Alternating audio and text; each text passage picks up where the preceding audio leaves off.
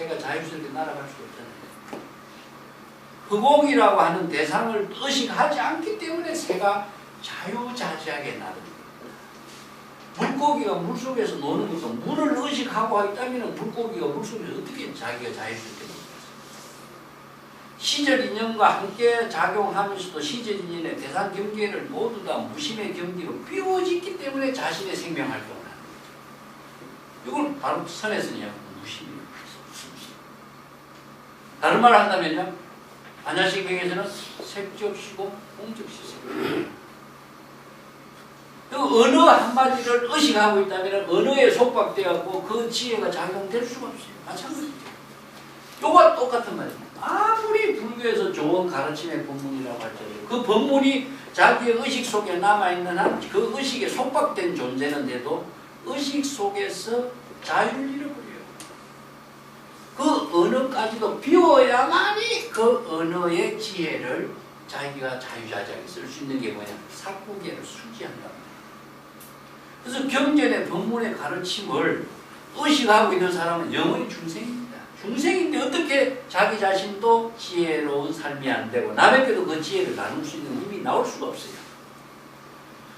수지라고 하는 말은 경전의 그 방편의 법문의 모든 가르침을 자기 자신이 의식에서 비워졌고 그 경전의 법문을 자기 자신의 지혜로 마음대로 활용할 수 있는 능력을 완전히 부족한 것을 수지라고 합니다. 그렇지 않고서는 물고기가 물을 의식하면 자유를 잃어버리고 새가 흑공을 의식하면 자유를 잃어버리는데 내가 부처로서 지혜로운 삶을 실현하기 위해서 언어 문자 방편의 가르침의 법문을 내가 의식하고서 내가 어떻게 부처가 지혜가 작용하겠어? 똑같이 됩니다.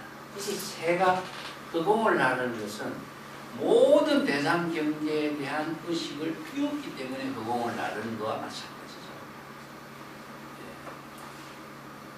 이것은 이제 무심이란 말을 이제 선에서는 이것을 전부 다 줄여갖고 이렇게 요약해서 쓰지만은 불법의 가르침이나 일체 재불이나 일체 현성이나 모든 방편의 언어를 제시하고 있습니다. 그 방편의 언어가 법에 의해서 방편의 법문이라는 사실을 완전하게 자신이 지혜로 깨달아 체득해야 자신이 바로 부처의 지혜를 활용할 수 있는 능력이 나오는 것이지 언어에 속박되었고 언어에 의식을 두고 있으면은 그 언어에 속박된 사고 때문에 자신이 자유를 잃어버려요.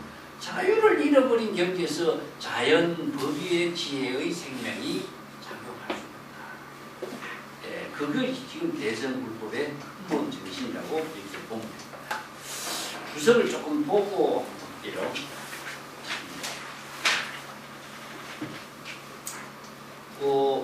104쪽에 보면은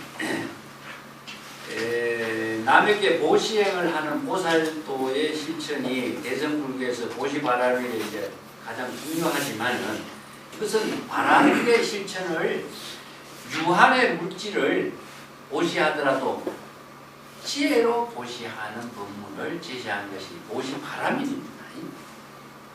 유한성의 물질보다도 무한성의 법계에 두루하는 지혜로 공덕행이 되는 보시행을 하도록 제시한 것인데 응하기 여러분입니다.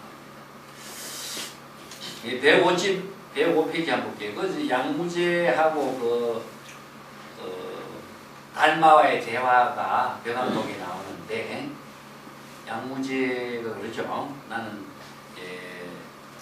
사찰을 많이 건립하고 스님들을 많이 출가하고 경전도 많이 만들고 탑을 많이 세우고 했는데 내 공덕이 얼마나 됩니까? 이렇게 질문해서 지금 달마는 뭐라 했습니까? 무공덕이라고 했죠. 공덕 없다 그랬죠. 그것은 공덕이 왜 없다 그러냐. 지금 그대가 복은 조금 지어서 많은 사람들에게 재물을 나누는 인연은 갖게 되었을지라도 공덕은 안으로 번뇌 망념을 다 비우고 아상인상이 다 비워진 지혜가 작용하는 힘이 없고 또 일체 만법과 화경의 덕을 나눌 수 있는 자비심이 없는 그런 사람이 어떻게 공덕이라고 할 수 있냐. 아상인상이 꽉 차 있는 사람은 공덕이라고 할 수 없다. 이런 이야기입니다. 그래서 복덕과 공덕을 나누는 거예요. 복을 나누는 것은 넉넉함을 함께 나누는 힘이 되지만 그것은 공덕이라고 할 수 없다. 그래서 불교에서는 공덕은 지혜와 자비의 힘을 공덕으로 나누고 있습니다. 수지에 대해서도 수지는 총지, 법지, 주지, 행지, 호지 이런 말입니다. 총지라고 하는 것은 나란히를 총지라고 하는데 완전하게 전체적으로 이런 의미를 두고 있어요. 불법의 핵심을 완전히 깨달아 체득하는 것을 총지라고 합니다. 나란히가 왜 총지라고 하는 말이냐면 나란히는 해석을 안 해요. 옴마니 반명 함이죠. 옴마니 반명 옴이라고 하는 한마디가 바로 열애의 지혜의 작용을 옴이라고 해요. 이 때문에 진여의 지혜가 일체의 모든 지혜를 구족하고 있다. 모두 총지하고 있다. 그래서 총지라는 말씀. 법지라고 하는 것은 불법을 완전히 수지하는 거고, 주지도 역시 불법을 주지한다 이런 말 쓰고, 행지는 불법을 가지고 시절 인연에 자유자재하게 행화를 할 수 있는 능력을 행지라고 합니다. 행화하는 힘을 행지라고 합니다. 이제 행지는 행주자와 어묵동정 일상생활하는 가운데 불법의 지혜로운 삶을 실행하는 능력을 이렇게 행지라고 합니다. 호지라는 말도 마찬가지입니다. 법지란 말도 쓰고 여러 가지 말 씁니다.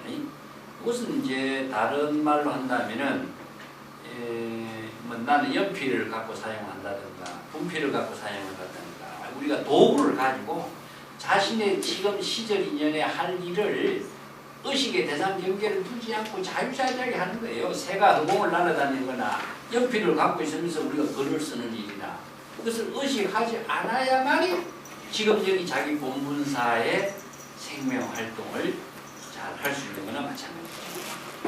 이걸 이제 수지라는 말을 쓰는데 사구계를 가지고 수지한다는 것은 경전의 핵심을 말합니다.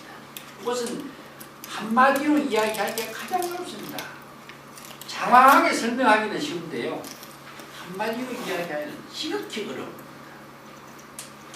그래서 한마디로 설명을 한마디로 요약해서 불법을 제시할 수 있다라고 하는 것은요. 이것은 불법을 완전히 통달한 사람만이 가능해요. 근데 이제 선에서는 이걸 일구란 말을 쓰는데, 일구를 제시하라 이런 말을 쓰거든요. 그 일구는 뭘 일구냐? 불법의 핵심을 그대가 깨달아 체득한 말을 분말할 말을 한마디로 제시한다. 한마디로 제시하기가 그렇게 어려운 겁니다. 자기 자신이 불법의 그 방대한 84,000 법문의 모든 지혜를 줄여서 핵심 한마디로 제시한다 하는 것은 그 모든 법문을 완전히 자기가 마음대로 활용할 수 있는 지혜가 없는 사람이 있어요. 자, 이것을 일부를 뭐냐면 불법의 대의라고 합니다. 불법의 대의를 일부로 제시하라. 이 법문을 중국 선성들이 육조담경에 이것을 처음 제시하고 있죠. 제자들 모아놓고 홍인대사가 500명이 되는 제자들을 모아놓고 그대들이 지금까지 많은 수행을 했는데 자신들이 깨달음의 경지를 한 일구의 그 개성을 지어서 제시하라. 그래서 일구란 말을 쓰면 사구와 마찬가지로 기성전결 그 사구의 개성으로서 이제 요약해서 자신의 안목을 제시하라 이런 말인데 신수가 제시했던 개성하고 해는 노행자가 제시했던 개성하고 이 두 개성을 놓고 이제 스토리로 만들죠. 가사를 전해받을 수 있는 자격을 누가 갖추는가. 하나의 그 문학 작품적인 형태로서 구도적인 작품의 형태로서 그 육조단경은 그 스토리가 만들어져요. 거기에서도 우리가 해명의 개성 가운데서 한마디로 얘기한다면은 일구는 뭐였습니까? 본래 무일물이란 말을 다른 말로 한다면은 일체 개공이라는 뜻입니다. 일체 개공의 경지를 깨달았기 때문에 자신이 바로 열애가 되고 부처가 된 경지의 입장이라고 하는 사실입니다. 그런데 본래 무일물 한마디를 제시하기까지 얼마나 많은 법문을 자신이 소화하고 수행하고 사유하고 깨달아 체득해야 될 것입니다. 그래서 일구를 제시한다는 게 지극히 어렵습니다. 그래서 일구를 일전이라고 아까 이야기했습니다만 일전이라고 하는 것은 중생에서 부처로 자기 자신을 자각성지를 하게 하는 전환시킬 수 있는 안목을 갖추고 있는 지혜. 그런 사람은 항상 불법을 자기 자신의 지혜로 마음대로 쓸 수 있는 능력을 갖춘 사람. 그래서 일꾼을 제자하기가 지극히 어렵다. 그래서 이 사국에는 일꾼아 마찬가지입니다. 중국 선생들은 이걸 일꾼이라고 해놓고 경전에서는 사꾸란 말을 많이 씁니다. 법화경에도 사꾸란 말도 많이 쓰고 있죠.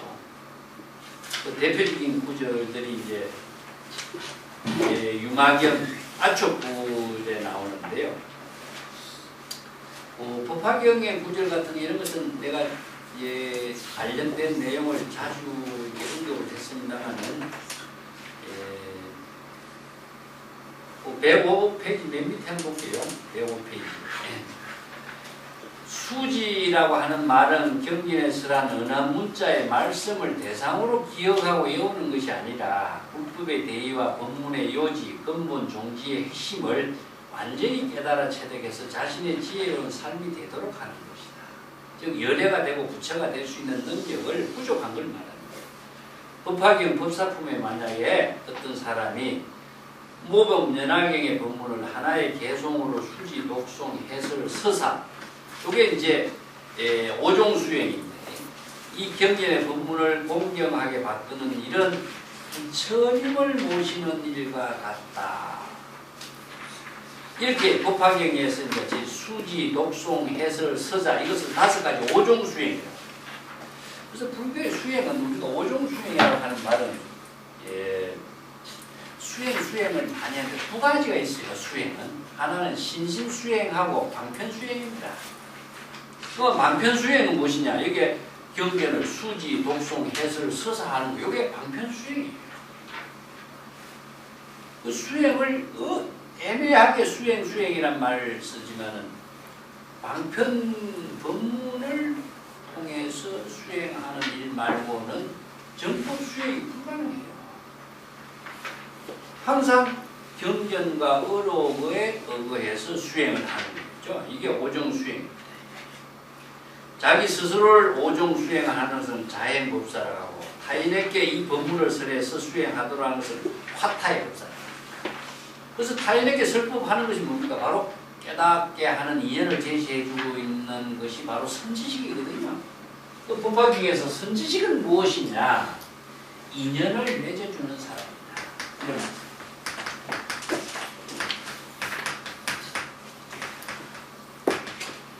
인연을 맺어주는 사람이 선지식이에요. 어떤 인연? 깨달음의 인연, 불법의 인연, 또 중생에서 부처가 될 수 있는 인연. 이 인연을 맺어주는 사람에 의해서 사람은 새로운 향상을 이루어요. 그 인연이 맺어지지 않으면요, 이걸 성근을 심는다 이런 말 지난번에 나왔죠. 성근을 심지 않고서는 성근에 의해서 향상된 상구본이 하와중생의 보살도의 삶이 이루어지지 않아요. 그래서 왜냐하면 인간은 본대로 배운 대로 풀어먹게 돼 있어요. 절대로 그 인연 밖의 삶을 살 수 없어요. 그래서 좋은 인연을 맺어지게 한다라고 하는 것은 바로 성근 공덕을 심어주는 일이거든요. 우리가 수없이 많은 세상을 살아가는 인연이 있지만 자기가 본대로 배운 대로의 그 인연 밖에 사는 건 우리가 살 수가 없어요. 그래서 좋은 인연을 맺어주도록 하는 것을 바로 누구냐? 바로 이게 행화라고 해요. 타타의 법사라고 하죠. 타화법사라고 하죠. 그래서 선지식은 인연을 맺어주는 사람입니다. 우리가 뭐 결혼한 사람들 그 보면 인연 맺어주는 사람이라고 그러죠. 두 사람이 새로운 그 삶을 살게 하는 그 인연을 맺어주는 이게 중요한 일이기 때문에 여기서 설법하는 것은 인연을 맺어주는 일을 하는 거죠. 그 부분하고 그 107페이지 맨 밑에 보면요. 아초불품의 유마경 아초불품의 이 사국의 구절이 있습니다. 그래서 108페이지에 보면 인용을 해놨어요. 같이 읽어보겠습니다. 만약 이 경전의 법문을 깨달아 체득한 사람은 이미 법보를 부족한 것이며 이 경전을 독송하고 그 뜻을 잘 이해하고 여법하게 여실하게 수행하는 사람은 여러 부처의 자각적인 지혜로 중생의 망념에 떨어지지 않고 잘 보호할 수 있게 된다고 하겠다. 여러 부처의 자각적인 지혜라는 것은 아까 이야기했던 자각성지입니다. 다른 부처의 힘에 의해서 내가 그렇게 되는 것이 아니라 자기가 스스로 깨달은 부처의 지혜로 이루어지는 걸 말합니다. 이게 잘 보호한다. 이것은 북태진의 경지입니다. 이와 같은 사람을 공양하는 사람이 있다면 그 사람은 부처님께 공양 올리고 있다는 사실을 잘 알아야 하리라. 이 경전을 서사 수지하는 사람은 반드시 그가 곧 열애와 함께 있다는 사실을 알아야 합니다. 이 경전의 법문을 듣고 수의 동참하는 사람은 일체의 지혜를 얻을 수가 있고 이 경전의 법문을 신뢰하고 일사구계를 남에게 설해준다면 반드시 그 사람은 곧 안욕따라 삼약삼보리를 깨달아 체득하는 수기를 받게 된다는 사실을 알아야 합니다.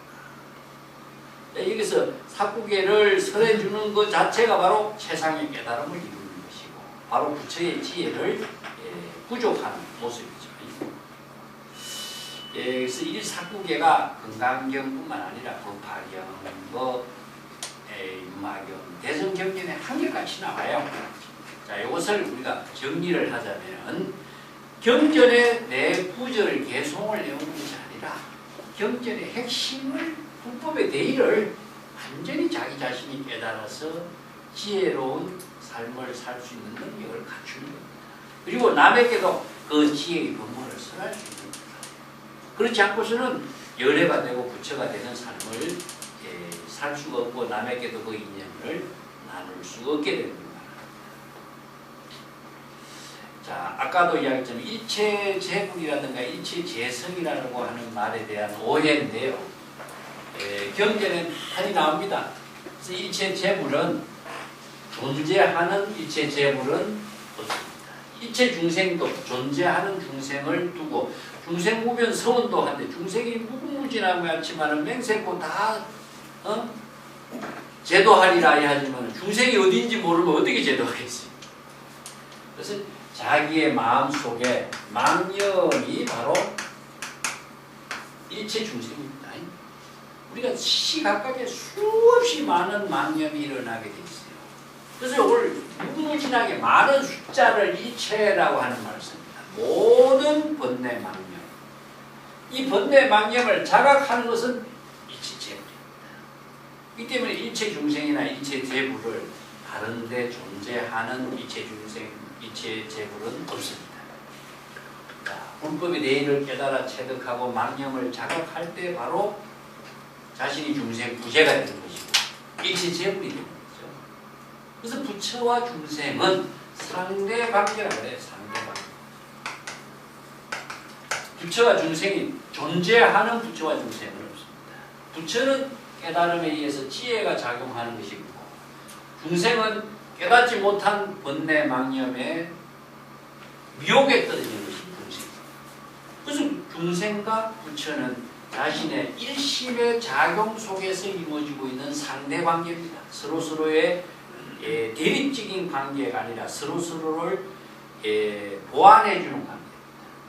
그래서 불법을 깨달아 체득할 때에 부처가 되고 깨달아 체득하지 못할 때는 본인이 바로 중생이 되는 거죠.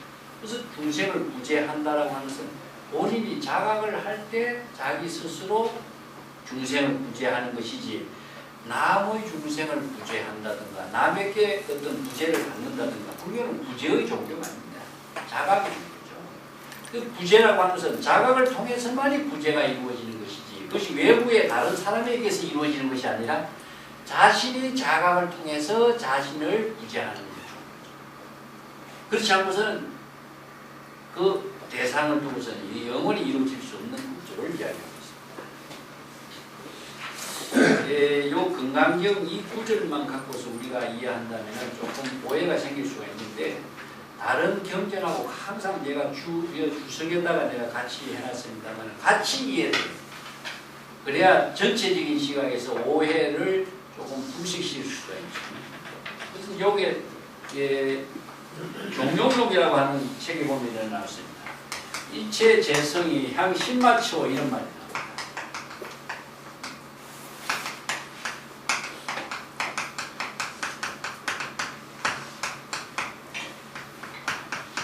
요거 중국 선성들이요. 이 금강경에 일체 그 재물이었던 게 일체 재성에 대한 이야기입니다. 여기서 재성이나 일체 재물은 같은 말입니다. 일체 재성이. 그래서 일체 재물은 향신마치고 일체의 모든 재성자가 다 어디로 갔습니까? 이게 하나의 공안이에요. 종룡록 14척이 공안을 제시하고 있어요. 보통 보면은 불법을 모르는 사람이 단순히 글자만 본다면 일체 재물이 다 어디로 갔죠? 과거, 현재, 미래 일체 재물이 일체 재성이 어디로 갔죠? 이게 굉장히 말은 쉬운데 구체적으로 사유를 하지 않으면요 도대체 무슨 말인지 알 모르겠어요. 여기에 문제. 자, 일체 재물은 무엇인가 하는 문제가 돼요. 향신마처가 무엇이냐. 일체 재물을 잘못 이해한다면 향신마처가 일체 재물이 어디로 갔습니까? 이런 말을 하는데 일체 재물이 어디 있는가? 어디로 갔는가? 이것이 이제 중국 선생들이 이 화두를 제시합니다. 이 경전이라든가 불법의 가르침 가운데서도 수행자들이 일체 재물에 대한 오해라든가 일체 재물의 작용이 뭔가를 모르는 사람들에게 이 법문을 통해서 깨달아 체득하기 위해서 하도록 하기 위해서 이 화두를 공안을 그래서 제시합니다. 이게 아주 간단한 말 같죠? 이 경전에 일체 재물이나 일체 중생이나 이 법문을 모르는 사람은 이게 무슨 말인지 몰라요. 그럼 일체 재물은 아까는 뭐라 했습니까? 바로 일체 재물은 자각, 번뇌 망념을 깨달아 자각해서 성질을 이루는 사람이죠. 그러면 성질을 이루는 사람이 향신마치고 어디로 갔겠어요? 자, 부처는 뭘 하는 것이 부처죠? 부처가 어떤 존재로 부처를 하는 거죠. 이거는 그냥 항상일로라는 거예요. 항상일로란 말이 선에서는 무엇이냐 하면요. 무주의 상태입니다. 금강경에서 이야기한다면 무주, 무상의 경지죠. 의식의 대상 경계를 두지 않고 의식의 대상 경계에 집착하지 않는 겁니다. 그렇다면 뭡니까? 바로 끊임없이 상구보리가 되겠죠. 상구보리.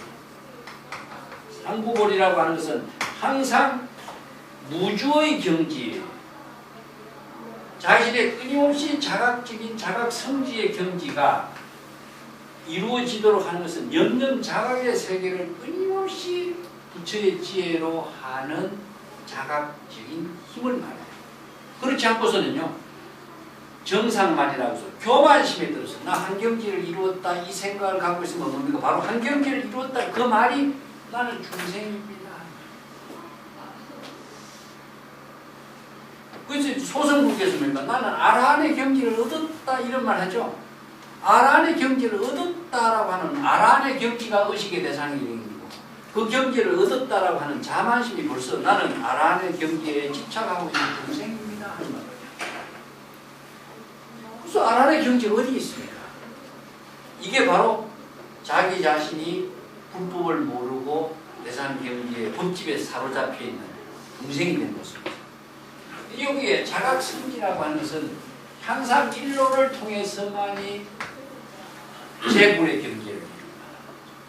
염년자각 재물의 경계를 이루기 때문에 일체의 모든 재물과 일체의 모든 성자는 향신마처 어디로 가는 것이 아니라 항상 일로의 상무보리의 깨달음의 작용을 하고 있습니다. 그래서 어디로 가는 것이 어디 있어요? 가는 곳이 대상을 두지 않고 지금 여기에 자신이 집착의 대상 경계를 두지 않는 것이 바로 향상일로입니다. 그래서 상구보리의 보살도의 깨달음의 작용을 통해서 하와중생의 묘용이 이루어집니다. 그래서 상구보리와 하와중생은 향상일로의 깨달음의 작용 속에서 함께 이루어져요. 근데 자신이 한경지를 이루었다 깨달았다 한다면 깨달았다는 의식 속에 자기가 빠지면 벌써 자각성지를 재물의 모든 작용을 스스로 상실하게 되겠죠. 이걸 이제 백척간두진일보라고 했습니다. 백척이나 깨달음의 경지에 오르기가 얼마나 힘이 들어있어요. 긴 백척이나 긴 장대를 말하거든요. 선석들이 이런 말을 씁니다. 이 선어로 해서 백척 강구에 긴 일보란 말이 공항도 벌써 나와요. 백척이나 되는 긴 장대까지 여기에서 깨달음의 절정, 안옥따라 삼작 삼본의 경지까지 오르기가 얼마나 힘이 들어서 수행을 했는데 여기에서 머물러 버리면 어떻게 되죠? 깨달음의 경지가 바로 자기가 중생이 되는 자리가 돼요. 여기에 머물러서 집착해 버린다면 무주 무상의 경지를 이루지 못해요. 그렇기 때문에 여기서 한 걸음 더 나아가라. 진일보를 더하라. 그럼 어디로 나가겠어요? 허공으로 나가라. 그저 허공으로 머물라는 것은 백척간두라고 하는 깨달음의 경지까지도 비워야 된다는 소리입니다. 그것을 대사입니다. 허공에서 다시 아상인상으로 크게 한번 죽어야 됩니다. 그래서 대사라는 것은 뭐냐면은 아공법공의 모든 자아의식을 다 스스로 비우라는 말을 대사라는 것입니다.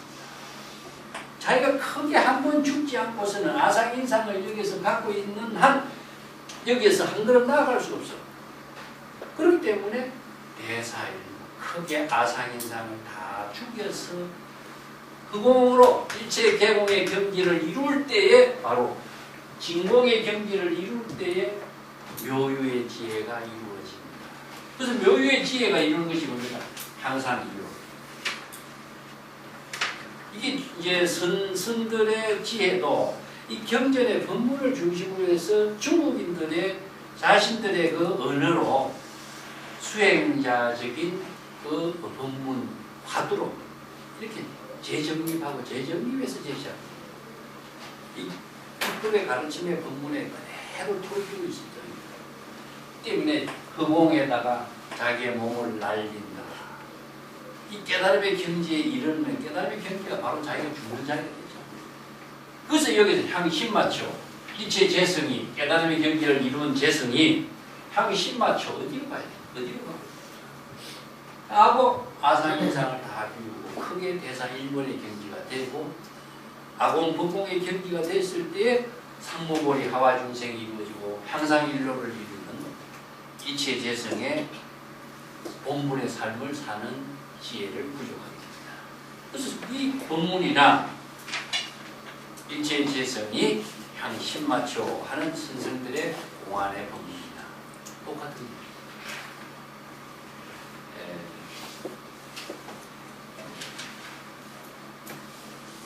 이 경전의 구절이 이렇게 보니까 너무나 좀 어렵죠.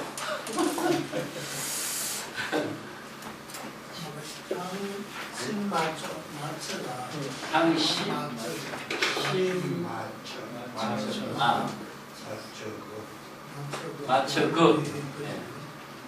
십자가 이걸 이제 원래 10이라는 글자를 쓰는데 이게 원래 접이에요. 접이라고 쓰는데 이게 속어로 쓰는 신마초 이렇게 사투리 말아서 할 적에는 접이라고 뭐 요 말을 이제 다른 표현으로 요 신자로 씁니다. 신마초. 이게 중국의 그 어록의 언어는 전부 다 그 시대의 지방의 사투리를 써요. 이게 이제 소거문학이라고 하는데 경전이라는 것은 이거 표준 언어를 갖고 이렇게 아주 좋은 언어를 갖고 사용했죠. 그런데 선생들은 일상생활의 언어를 갖고 법문을 했어요. 이게 이제 그 어록이라고 하는 새로운 중국 문학 사상의 하나의 장르가 새로 만들어지는데, 그러니까 어록이라고 하는 것은 양면성을 갖고 있습니다. 하나는 무엇이냐? 법의 체계를 갖고 설법을 하기 때문에 성스러운 그 법문인데, 언어의 체계는 뭐냐면 사투리를 쓰고 욕설이 막 나오고 온갖 오줌 이야기는 다 나오고 하니까만 천박한 언어가 마음대로 사용되거든요. 그 양면성을 갖고 있어요. 근데 이것을 이제 다른 측면에 본다면은 가식 없는 진솔한 생명의 언어들만을 기록하고 있다. 그건 자기가 기록한 것이 아니고 제3자가 기록하고 있어요. 그렇기 때문에 너무 진솔한 지상의 생활의 종교 그 모습을 그대로 닮은 거죠. 그래서 의록이라고 하는 장르가 새로운 중국의 문학성의 특성을 갖게 된 거죠. 이게 사서 상경이라든가 사서 오경이라든가 이런 중국의 고전 같은 데서는 상상하지도 못할 부분인데 그 성자들의 삶의 모습이 구체적으로는 어떻습니까? 일상생활 속의 언어로서 살고 있잖아요. 불교의 경전의 가르침이라는 것은 지극히 성스러운 깨달음의 진실이 된 장편의 언어지만은 이러한 삶을 살고 있는 모습은 어떻습니까? 바로 구체적인 생활의 언어 속에 살고 있거든요. 그 생활의 언어로 이루어지고 있는 진솔한 삶의 생명 활동의 모습을 그대로 가식 없이 기록한 모습이 바로 어록이라는 거예요. 그래서 이제 당대 선생들의 어록이 처음 만들어져요.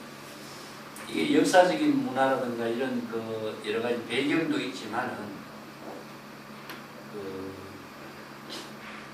당대 선생들의 어록이 만들어지고 난 데부터는 송대의 그 주자의료부터 보세요.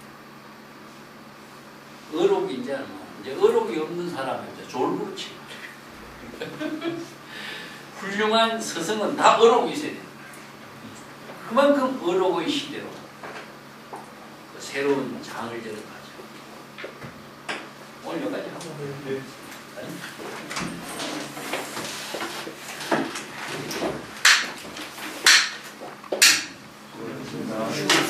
추워서